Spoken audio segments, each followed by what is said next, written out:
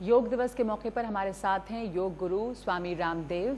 स्वामी रामदेव और विवाद साथ साथ चलते हैं, पर आज उनसे कोई भी विवादित सवाल हम नहीं पूछ रहे हैं। हम ये नहीं पूछ रहे हैं कि क्यों कुछ लोग उन्हें FMCG बाबा कहते हैं। हम ये भी नहीं पूछेंगे कि 5,000 करोड़ की ये जो योग की फैक्ट्री है उनकी, उसका 15,000 करोड़ का टारगेट उन्होंने अगर कर दिया है तो क्या उससे उसकी क्वालिटी में कॉम्प्रोमाइज़ नहीं होगा।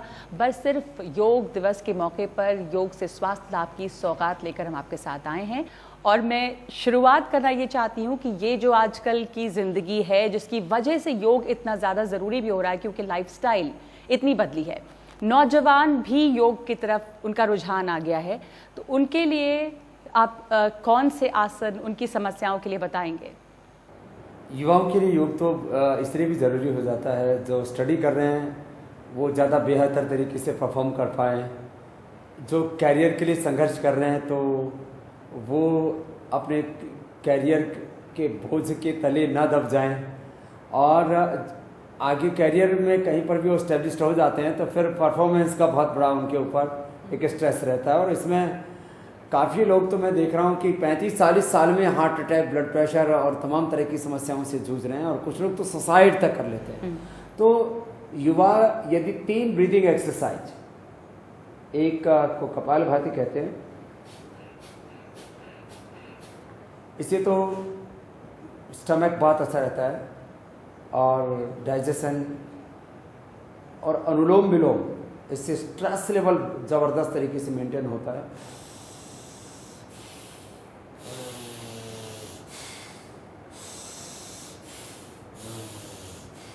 ये स्ट्रेस को मेंटेन करने के लिए ऑल्टरनेटिव ब्रीदिंग। और एक होता है भ्रामरी, कोई भगवान, खुदा, अल्लाह जिस रूप में भी ईश्वर को मानता है, कान बंद करके ऐसे नाद करता है, नाद योग कहते हैं इसको।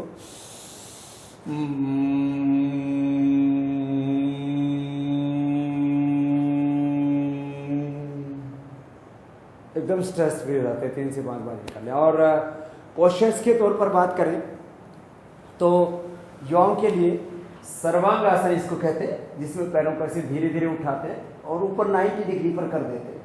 तो ये सर्वांग आसन 1 से 2 मिनट, फिर पैर पीछे टिका देते हैं तो ये हलासन हो जाता है। और बीच से उठा दें तो ये चक्रासन हो जाता है ऐसे। तो यंगस्टर्स तो इसको इजीली कर पाएंगे, दूसरों के लिए थोड़ी मुश्किल होगी। फिर आगे झुक करके माथा घुटनों से लगा दिया तो पूरी बॉडी की स्ट्रेचिंग भी हो जाती है, और फिटनेस के लिए भी बहुत अच्छा है। आपने 3 प्राणायाम बताए और 3 आसन, जिसमें आपने हलासन, सर्वांगासन और पश्चिमोत्तानासन। तो इन तीनों आसन के अलग अलग फायदे किस तरह से हैं, अगर आप हमें संक्षेप में एक एक मिनट में बताएं। सर्वांगासन से आईसाइट बहुत अच्छी रहती है, बाल नहीं झड़ते। आजकल बाल झड़ने की भी, खेती झड़ने की समस्या बहुत हो गई है।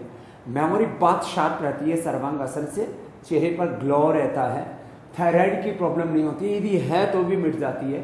और इसी तरह से जो हलासन है वो थायराइड के लिए, और जो है पूरी हमारी स्पाइनल कॉर्ड की फ्लैक्सिबिलिटी बनाए रखने के लिए, और चक्रासन भी हमारी बॉडी की फ्लैक्सिबिलिटी के लिए बहुत अच्छा है। पश्चिमोत्तानासन भी आगे और पीछे की जो हमारी मसल्स हैं उनको स्ट्रेंथन करने के लिए, माने हेल्थ, फिटनेस, अच्छे फिगर्स के लिए, और साथ में ही हमारी जो मेमोरी है उसको मेंटेन करने के लिए, उसको बढ़ाने के लिए बहुत अच्छा है। तो नौजवान जो हैं अगर वो 3 तरह के प्राणायाम करें, कपालभाति, भ्रामरी और अनुलोम विलोम, और ये आसन, तो फिट भी रहेंगे, स्ट्रेस कम होगा, मोटापा कम होगा, सुंदर होंगे। ये तमाम फायदे हैं योग के।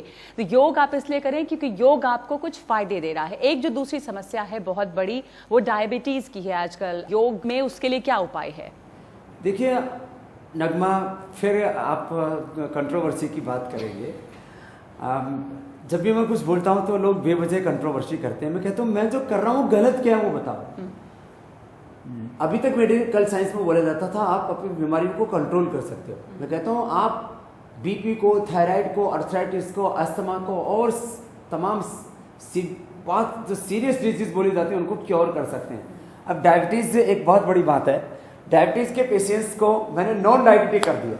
अब लोग इस पर बिलीव नहीं करते। मत करो भाई, करके देख लो ना। जो मैं कह रहा हूँ उससे फायदा होता तो करो, नहीं तो बंद कर दो ना। कोई बाबा को कपालभाति को करने की, अनुलोम विलोम करने के, मुंडूकासन करने के को रॉयल्टी देते हो। एवरेज शुगर ग्लाइकोसाइलेटेड हीमोग्लोबिन से पता लगती है। 6 से ऊपर होती है तो डायबिटिक पेशेंट बोला जाता है, यदि 6 से नीचे आ जाए तो बोलते हैं नॉन डायबिटिक हो गया। तो कपालभाति प्राणायाम, इससे पेनक्रियास के बीटा सेल जो डीजनरेट हो चुके थे वो रीजनरेट हो जाते हैं। 3 युग से बड़े लाभ होते हैं। तो सभी केमिकल्स और हार्मोन्स का बैलेंस होता है, डीजनरेटेड सेल्स रीजनरेट होते हैं और हमारे भीतर जो प्रसुप्त अवस्था में साइलेंट मोड में जो हमारा नॉलेज या पावर होती है वो एक्टिवेट हो जाती है प्राणायाम से। तो ये कपालभाति ये पेनक्रियास के डीजनरेटेड सेल्स को रीजनरेट करने में बड़ी जबरदस्त क्रिया है। एक तो ये, दूसरा जो डायबिटीज के जो कॉम्प्लिकेशंस हैं, रेटिनोपैथी, नेफ्रोपैथी, न्यूरोपैथी और जो है गैंग्रीन, वीकनेस, डायबिटीज के कारण से जितने भी साइड इफेक्ट्स हैं उनको बैलेंस करने के लिए वही अनुलोम विलोम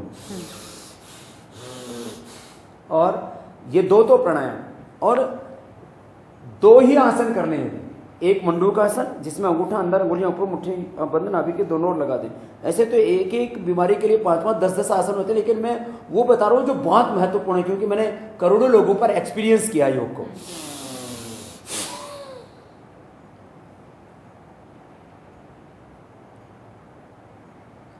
ऐसे झुक और ऐसे झुक करके आधा मिनट से 2 मिनट तक ऐसे रुक सकते हैं। ये जो भी मैं प्रक्रियाएं बता रहा हूं, अब जैसे कपालभाति, अनुलोम विलोम में वो 10-10, 15-15 मिनट करें, ये जो है वो आधा से 2 मिनट धीरे धीरे अभ्यास बढ़ा के। तो इससे जहाँ गति होती है वहाँ शक्ति पैदा होती है, बिना गति के तो दुर्गति है सारी, और गति में प्रगति है। बाएं हाथ नीचे, दाएं उसके ऊपर। ये दूसरा पोज है उसी का, मंडूकासन का, ये डिफरेंट पोज है।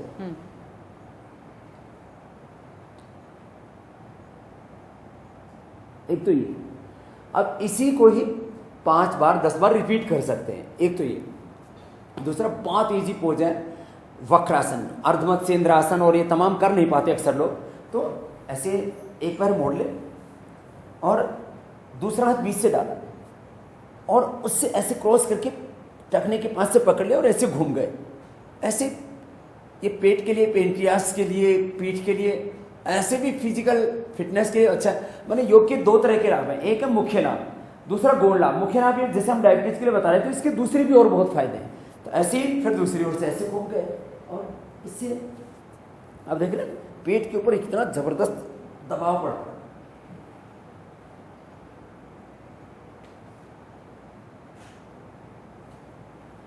ये इतना सा कर लें और खीरा, करेला, टमाटर का जूस पी लें सुबह सुबह खाली पेट, तो निश्चित रूप से डायबिटीज़ पहले तो कंट्रोल होगी और धीरे धीरे डायबिटीज़ के पेशेंट नॉन डायबिटिक हो जाएंगे।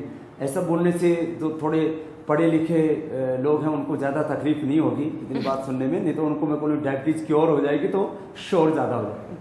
तो आप इसमें विवाद नहीं ढूंढिए और देखिए कि अगर आपके लिए ये आसन फ़ायदेमंद है तो कीजिए, नहीं तो जैसे बाबा ने कहा कि आप वो आसन करने के लिए रॉयल्टी तो उन्हें दे नहीं रहे हैं। तो अब आप मुझे बताएंगे कि एक और बीमारी जो है वो मोटापे की तो है ही, जो आपने नौजवानों के लिए बताया, पर जैसे पेट का वजन बढ़ना, ये उसके लिए क्या करें? मतलब बहुत बड़ी समस्या है। मैंने अभी ओबेसिटी के कई कैंप किए। ऐसे तो मैं पिछले 20 से ज़्यादा वर्षों से मोटे लोगों को पतला कर रहा हूँ योग से। मैं करीब 2-2.5 घंटे लगातार योग कराता हूँ। लोगों का आधा किलो से 2 किलो एक दिन में वेट कम करता हूँ। आधा से हाफ केजी 2 केजी वेट एक सेशन में 2 घंटे करा देते हैं। 2 घंटे में करता हूँ। और उसमें जो मेन का प्रक्रिया है, एक तो कपालभाति है, ये ज़्यादा तो तौंद बढ़ती है लोगों को, इसको कहते हैं वेस्ट का वेट। और हम लोगों की बॉडी कंपोजिशन, बीएमआई, वेट, सारे पैरामीटर्स चेक करते हैं, उसके सारा ब्लड सब कुछ टेस्ट करते हैं और तब मैं कहता हूँ हार्मलेस वेट लॉस होता है इससे। एक तो कपालभाति। दूसरा वेट कम करने के लिए अब मैं कुछ अलग अलग एक्सरसाइज बताता हूँ। इससे तो पूरी बॉडी का मेटाबॉलिज्म बैलेंस होगा और पूरी बॉडी का मोटापा कम होगा कपालभाति से। तो एक दूसरा, अब जैसे ये पेट का वेट है, यहाँ कमर का, पीठ का वेट है, तो उसके लिए ऐसे आगे और पीछे ऐसे झुका है। अब देखो ये सीधा सीधा इसका असर भी दिखता है ऐसे। तो एक एक अभ्यास को हम 25-25 बार, और ज़्यादा मोटे हैं तो 50-50 बार करा देते। और मैंने लोगों का 25-50 किलो तक वेट कम किया है केवल 3 महीने में, ऐसे लगातार करवा की है। ऐसे एक तो ये हो गया। फिर दूसरा ऐसे ऐसे मैं तो कह रहा हूँ पहले ही दिन 25-25 बार कर लो, दूसरे दिन 50 बार कर लो, 2 दिनों में कम ना हो तो मेरे ऊपर केस कर दे। तो लंबे लंबे श्वास ऐसे, और एनडीटीवी की टेप संभाल के रखना है कि बाबा जी ने कहा था कि 25-50 बार करो और वेट कम ना हो तो मेरे ऊपर केस करो। इतना मुझे कॉन्फिडेंस है क्योंकि कम होता है ना। तो 2 अभ्यास तो ये हो गए। फिर लेट करके हम प्रैक्टिस कराते हैं। तो लेट करके कुछ बहुत महत्वपूर्ण अभ्यास है। एक तो पैरों को ऐसे ऊपर उठाया और नीचे लेके आए। ये जो पेट का वेट है वो एकदम कम होता है, इसको अर्ध हलासन कहते हैं। और फिर जिनकी जंघें बहुत मोटी मोटी होती है तो ऐसे पैर को गोल घुमा देते हैं ऐसे। तो इससे थाई बटक शिप्स ये बहुत भारी होते हैं, किसी किसी को इतने भारी होते हैं पीछे से देखो तो आदमी दिखाई नहीं देता, कुल्ले कुल्ले दिखते हैं, इतने भारी होते हैं। तो ये एक एक पैर से ऐसे, दूसरे पैर से भी ऐसे पूरी गोलाई में घुमाया ऐसे। तो ये ऐसे मोटापा को कम करने के लिए। और एक ये फिर साइकिलिंग, दोनों पैरों को मिला करके कर सकते हैं। और जो ज़्यादा भारी हो तो एक एक पैर से कर सकते हैं। 3 अभ्यास ऐसे लेट करके और 2 अभ्यास ऐसे उल्टे लेट करके।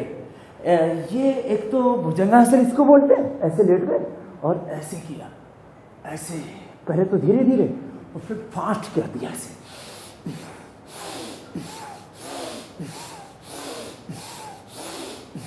फिर ऐसे, ये दूसरा अभ्यास है ऐसे।